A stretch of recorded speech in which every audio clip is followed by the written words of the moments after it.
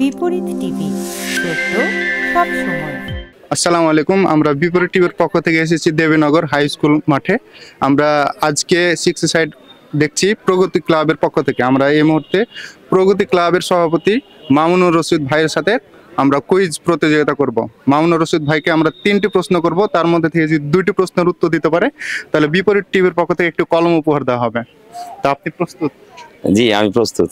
আচ্ছা, আমি আপনাকে প্রথমেই প্রগতি নিয়ে একটা প্রশ্ন করতে চাই। সেটা হচ্ছে, প্রগতি ক্লাবটি কত সাল থেকে যাত্রা শুরু করে? প্রগতি সংঘ 1977 সালে প্রতিষ্ঠা লাভ করে। প্রগতি সংঘের প্রথম সভাপতি কে ছিল? প্রগতি সংঘের প্রথম সভাপতি ছিলেন শামসুল হুদা। আচ্ছা, আমরা এটাকে একটা প্রশ্ন হিসেবে কাউন্ট করলাম। আমি আরো 2টা প্রশ্ন করব।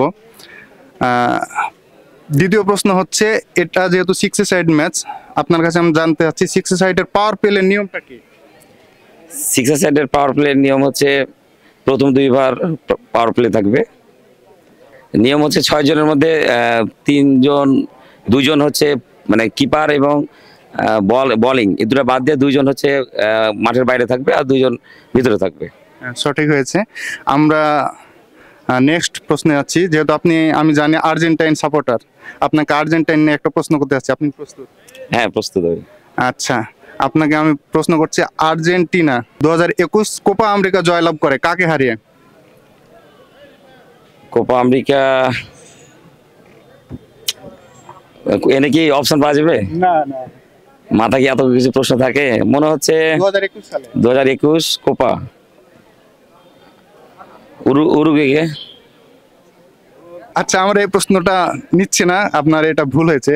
2021 সালে ব্রাজিলকে হারিয়ে 1-0 গোলে যে গোলটি করেছিল ডি মারিয়া। আপনার এটা অবশ্যই মনে রাখা উচিত ছিল, যেহেতু আপনি একজন আর্জেন্টাইন সাপোর্টার। ব্রাজিল এমন হয়ে পৌঁছে গেছে, এখন মনে পড়ছে না, এই জন্য সমস্যা।